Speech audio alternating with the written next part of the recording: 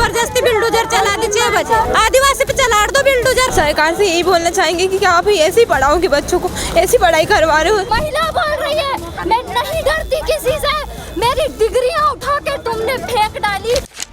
भोपाल के मानस भवन इलाके में करीब 70 साल पुरानी आदिवासी बस्ती पर प्रशासन की कार्रवाई ने बड़ा विवाद खड़ा कर दिया है। इस बस्ती में 27 आदिवासी परिवार लंबे समय से रह रहे थे, जिन्हें हटाने के लिए भारी पुलिस बल की मौजूदगी में बुलडोजर चलाया गया। रहवासियों का आरोप है कि बिना उचित पुनर्वास व्यवस्था के उन्हें जबरन बेदखल किया जा रहा है, जिससे उनमें भारी आक्रोश है। मौके पर पहुंचे ने प्रभावित परिवारों से मुलाकात की और इस कार्रवाई को गरीब व आदिवासी विरोधी बताते हुए सरकार पर निशाना साधा। इस कार्रवाई के विरोध में कांग्रेस धरने पर बैठ गई, जिसमें पूर्व मंत्री पीसी शर्मा समेत कई नेता शामिल हुए। प्रदर्शन के दौरान माहौल तनावपूर्ण हो गया और प्रशासन के खिलाफ जमकर नारेबाजी की गई। रहवासियों की मांग है कि उन्हें पहले स्थायी पुनर्वास दिया जाए, उसके बाद ही बस्ती हटाने जैसी कार्रवाई की जाए, वरना आंदोलन और तेज किया जाएगा। दोस्तों नमस्कार, मेरा नाम सुमित और एक बार फिर से स्वागत है आप सभी का चैनल के ऊपर। आप मेरे पीछे जो भीड़ देख रहे हैं ये सीएम हाउस पे जाने वाला रोड है और यहाँ पर कई सारे जो आदिवासी समाज के लोग यहाँ पर इकट्ठा होकर सीएम का और भाजपा सरकार का विरोध कर रहे हैं। कारण ये है कि जो मानस भवन यहाँ पर है और उसके पीछे की कुछ झुग्गी बस्ती है, वहाँ पर कुछ लोग रहते थे जो आदिवासी समाज से आते थे और उस झुग्गी बस्ती का नाम भी आदिवासी बस्ती था। वहाँ के कई लोगों के घर उजाड़ दिए गए हैं सरकार की तरफ से। इस देश के मूल निवासी, इस देश के आदिवासियों के घर उजाड़े जा रहे हैं और सरकार जो ये दावा करती है कि हम आदिवासियों के साथ हैं और आदिवासियों को संरक्षण देते हैं और आदिवासियों की हर आवाज़ को बुलंद करते हैं, आज वो आदिवासी यहाँ पर रो रहे हैं। ये सारी महिला यहाँ पर आकर रो रही है, एक एक बच्चा यहाँ पर आकर रो रहा है। इस तपती धूप में ये लोग खड़े हुए हैं क्योंकि इनके घर उजाड़ दिए गए हैं, इनका सामान तितर बितर कर दिया गया है और इनके घर से इनको निकाल दिया गया है। और आज ये सब लोग रोड पर खड़े हुए हैं और सीएम हाउस जा रहे हैं, लेकिन ये पुलिस बल यहाँ पर लगी हुई है। आप लोग देख सकते हो, इनको आगे नहीं बढ़ने दिया जा रहा।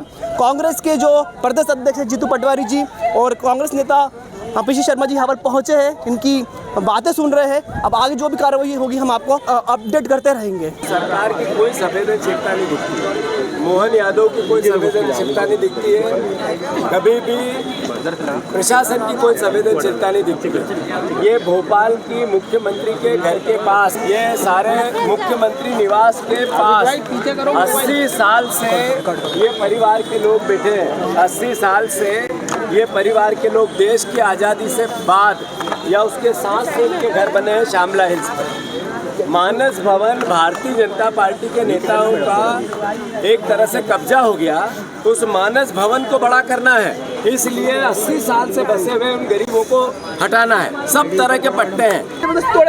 जबरदस्ती 2 दिन बेघर करके बैरिकेड लगा था, घर के अंदर किसी को नहीं आने दिया, जबरदस्ती बिल्डोजर चला दी 6 बजे।